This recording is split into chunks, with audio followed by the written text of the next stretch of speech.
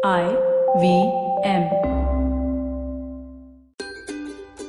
नमस्कार, मैं हूं शिफा माइत्रा और आप सुन रहे हो स्माइल इंडिया, वो पॉडकास्ट जहां खबरें आप सुनते हो जो जी खुश करते। देश भर से सच्चे अच्छे समाचार। पहली घटना घटी मुंबई में, पर इसकी शुरुआत हुई चेन्नई से। मुंबई में रहती है 24 साल की मोनिका मोरे, जिसने अपने दोनों हाथ खो दिए एक रेल दुर्घटना में। जीना मुश्किल था, पर मोनिका ने हिम्मत नहीं हारी। उसका नाम था लिस्ट में हाथों के ट्रांसप्लांट के लिए। वहां चेन्नई में एक 32 साल के आदमी ने दम तोड़ा और उसके परिवार वालों ने हिम्मत दिखाई और अंग दान के लिए हामी भरी। ये काम बहुत फुर्ती से करना होता है, तो मोनिका अस्पताल पहुंची। ग्लोबल हॉस्पिटल के डॉक्टरों, स्वास्थ्य कर्मचारियों और दोनों जगह की पुलिस ने जबरदस्त काम किया और सब कुछ वक्त पे शुरू हुआ। ऑपरेशन 15 घंटों तक चला और सब प्रार्थना कर रहे थे कि मोनिका का भला हो जाए। अगले 24 घंटों तक डॉक्टरों ने लगातार जांच की और अब कहा जा सकता है कि 2-3 महीनों में मोनिका अपने हाथों से वो सब कर पाएगी जो वो एक्सीडेंट से पहले करती थी। इस लड़की की तो छोटी सी ख्वाहिश है कि वो इस साल फिर दिवाली पे अपने हाथों से रंगोली सजा पाए। सच, ऑर्गन डोनेशन से कितनों को दोबारा जीने का मौका मिल सकता है। जरा सोचना इसके बारे में। कल देश भर में टीचर्स डे मनाया जाएगा, तो मैंने सोचा क्यों ना किस्सा सुनाऊं एक गैर मामूली टीचर का।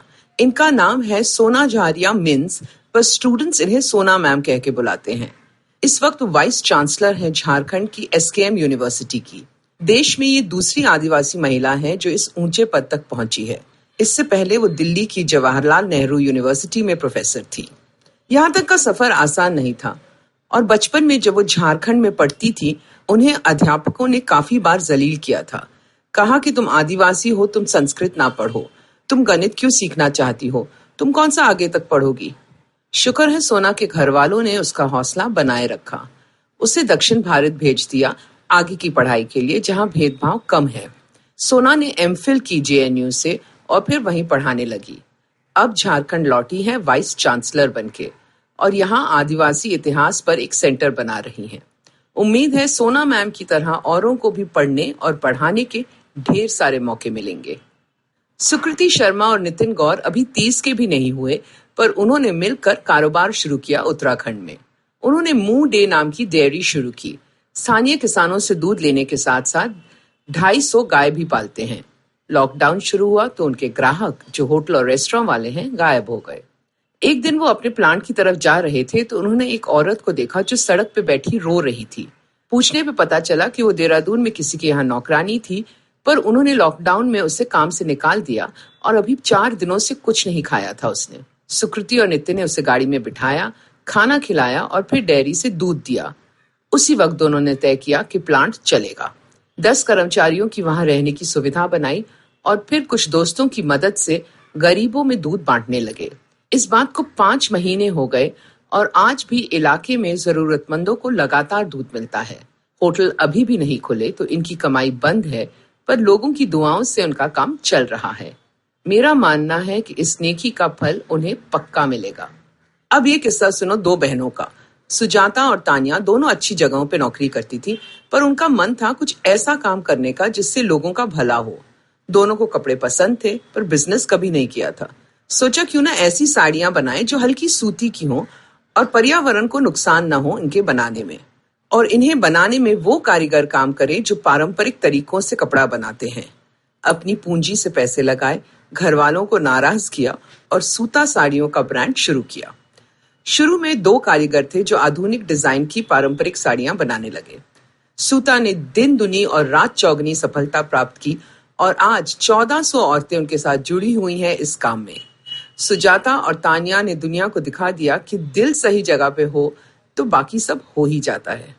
अब मेरे जाने से पहले ये रहे आपके लिए कुछ काम। देश भर में लोग अब भी बाहर कम जा रहे हैं। अलमारी में रखे सुंदर महंगे कपड़ों को सिर्फ तकते हैं और अलमारी बंद कर देते हैं। पर अब कुछ करो, क्योंकि महंगे कपड़ों को अगर महीनों ऐसे रखोगे तो खराब हो जाएंगे। उन्हें निकालो, दोबारा तय करो, सफेद दाने हो तो उन्हें झटको और फिर इन कपड़ों को किसी सूती या कपड़े के बैग में डालो। बैग न हो तो पुरानी चादर में लपेटो और अंदर रखने से पहले कुछ नीम के पत्ते साथ डालना न भूलें। महंगे चमड़े के जूतों और बैग को भी साफ करके कपड़े में लपेट के रखिएगा। स्वेड के जूतों को पुरानी ब्रेड से साफ करके रखिए। और अपनी इन पसंदीदा चीजों से कहो कि ये वक्त निकल जाएगा, थोड़ा और सब्र करो। अगर आपको ये पॉडकास्ट पसंद आया तो और दिलचस्प पॉडकास्ट सुनना न भूलें IVM नेटवर्क पे। आप हमें सुन सकते हैं IVM पॉडकास्ट ऐप पे या ivmpodcast.com पे।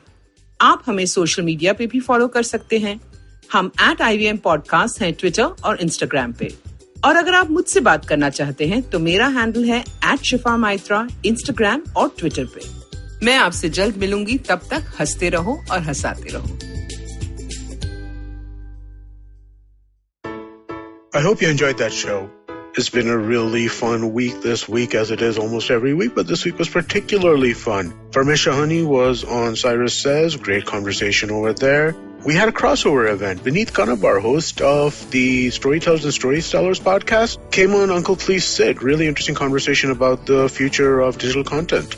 Besides that, it was the 50th episode this week of Agla Station Adulthood. Congratulations to Ritasha and Ayushi. But yeah, they're 50 episodes down. They had Rekha Jha as the guest on that show. On Advertising is Dead, Varun had the founders of Foxy Moron, Suvir Bajaj and Pratik Gupta on. Another really, really interesting conversation. So full of interesting conversations this week, and I hope to see you again next week. Have you ever wondered how successful people do their thing? How do they navigate the challenges they often face?